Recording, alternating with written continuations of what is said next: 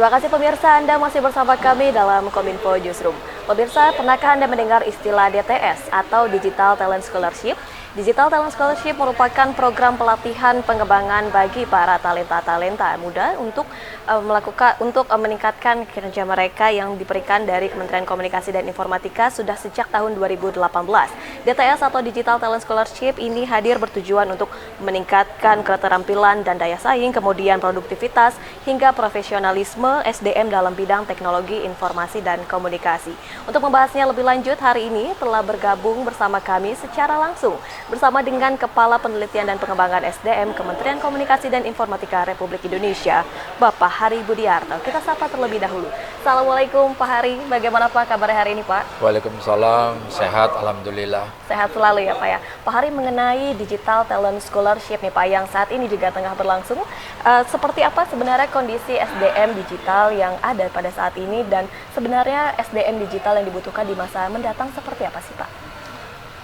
Saat ini di Indonesia, SDM digital kita berdasarkan hasil dari survei yang dilakukan oleh McKinsey, World Bank, bahwa Indonesia itu pada tahun 2030 kita memerlukan sebanyak 9 juta talenta digital. 9 juta talenta digital itu kalau ditarik per tahunnya kita membutuhkan sekitar 600.000 talenta digital. 600.000 talenta digital itu harus kita penuhi melalui pelatihan-pelatihan yang ada, melalui pendidikan-pendidikan yang dilakukan oleh universitas. Agar apa? Agar industri yang membutuhkan talenta digital, terutama industri digital itu, bisa menggunakan SDM ini. Dan saat ini dengan adanya 600.000 orang talenta digital itu masih kurang banyak. Ya, kurang banyak dalam sisi kuantitas, termasuk kualitasnya. Maka Kominfo mau menyumbang. Dari 600.000 itu, Kominfo mau menyumbang 200.000 dengan kualitas yang dibutuhkan oleh industri. Baik, dalam hal ini sehingga Kementerian Komunikasi dan Informatika ingin ikut berpartisipasi gitu ya Pak, menyumbang talenta-talenta berbakat untuk turut dalam mengembangkan era industri saat ini. Kemudian seperti apa sih Pak konsep dan juga langkah yang diusung oleh DTS agar tetap lincah begitu Pak untuk menyongsong era industri 4.0? Iya. Jadi sudah saya sampaikan tadi bahwa dalam waktu 1 tahun kita harus menghasilkan 200.000 talenta digital di Indonesia. Untuk melakukan pelatihan sebanyak 200.000 itu tidaklah mudah, ya, apalagi kita dituntut oleh suatu kualitas agar apa yang kita dilatihkan ini menghasilkan suatu talenta-talenta yang berbakat dan dibutuhkan oleh industri. Maka strategi yang diambil oleh Kominfo ini membagi DTS ini seperti kayak segitiga. Jadi kita bangun SDM digital kita atau talenta digital ini, yang pertama adalah profesional. Jadi di tingkat profesional ini kita namakan DTS Professional Academy. Jadi Professional Academy ini diperuntukkan untuk mereka yang sudah bekerja selama 2 tahun, dia sudah paham tentang dunia digital, kemudian ingin meningkatkan kompetensinya menjadi lebih tinggi atau beralih bidang digitalnya, maka kita sediakan. Kemudian agak ke bawah lagi ada yang lulusan dari SMK atau dari Politeknik yang biasa kita sebut sebagai vokasi. Lulusan vokasi ini sangat dibutuhkan oleh industri. Maka kita buat bagaimana kita bisa melakukan pelatihan terhadap lulusan SMK ini sehingga mereka sudah sesuai dengan standar industri. Standar industri itu apa? Disesuaikan dengan SKKNI. Jadi kita nanti setelah mereka berlatih, maka kita akan lakukan sertifikasi. Kemudian ada lagi yang di tingkat masyarakat. Jadi kita punya yang namanya Thematic Academy dan Digital Entrepreneurship Academy. Dan juga kita punya Talent Scouting Academy. Jadi berbagai segmen masyarakat kita latih agar digital kita itu bisa diisi dari semua segmen. Mulai dari segmen yang tinggi, yang profesional sampai ke tingkat basic.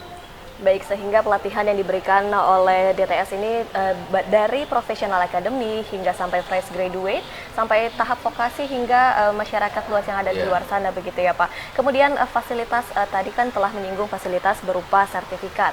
Selain sertifikat, apa aja sih Pak fasilitas yang diberikan oleh Digital Talent Scholarship ini? Jadi kita bekerjasama dengan berbagai mitra ya. Jadi fasilitas atau insentif yang diberikan setelah dia selesai berlatih, Pertama adalah sertifikasi. Baik. Kemudian yang kedua kita carikan pekerjaan.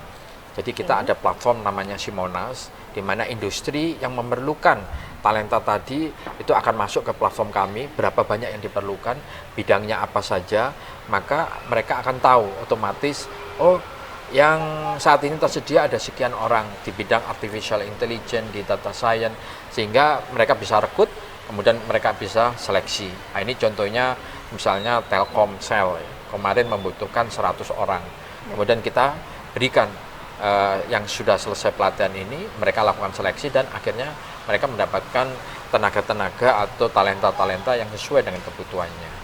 Baik, sehingga setelah pelatihan DTS ini tidak hanya berhenti sampai di sini saja begitu ya Pak, namun para talenta ini juga menjadi lebih percaya diri begitu ya Pak untuk mengikuti kompetisi, untuk bersaing dengan yang lainnya. Kita juga menyelenggarakan yang namanya bootcamp.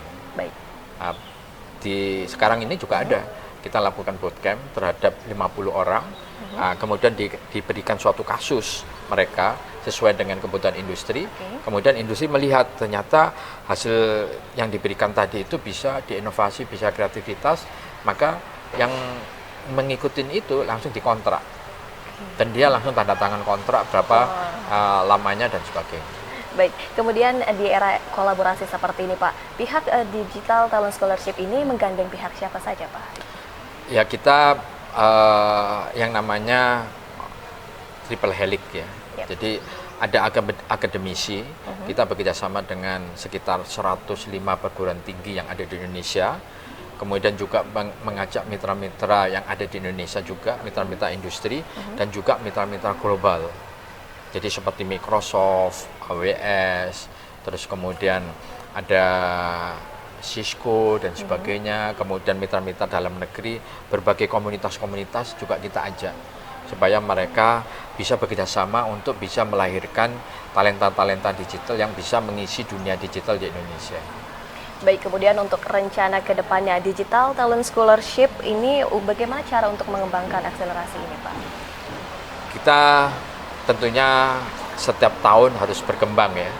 Yang pertama adalah tema-temanya, kita perbaiki temanya, kita sesuaikan dengan kebutuhan global. Terus kemudian juga kita harus ciptakan suatu use case baru. Misalnya contohnya pemerintah daerah membutuhkan smart city. Daripada dia mengeluarkan investasi yang besar, maka dia bisa tawarkan kepada kami.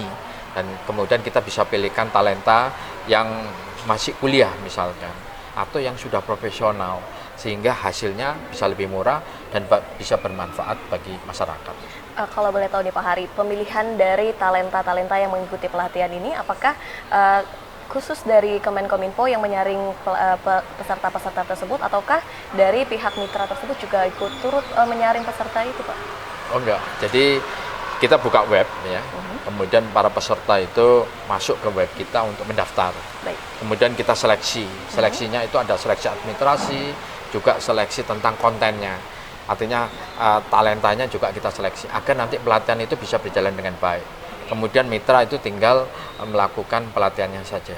Baik, terakhir nih Pak, harapan dengan diadakannya Digital Talent Scholarship ini seperti apa Pak Hari? Harapan kami agar Indonesia itu bisa menguasai ruang digital, ya. Masyarakat bisa mengetahui potensi-potensi digital apa, sehingga ekonomi digital kita bisa berkembang dengan baik. Kita sudah membuat infrastruktur digital, ya, membuat BTS, kemudian juga meluncurkan satelit. Maka infrastruktur ini kalau nggak ada yang pakai, maka akan direbut oleh orang dari luar. Maka kalau ada talenta-talenta digital dari Indonesia makin digital, maka Indonesia bisa makin maju.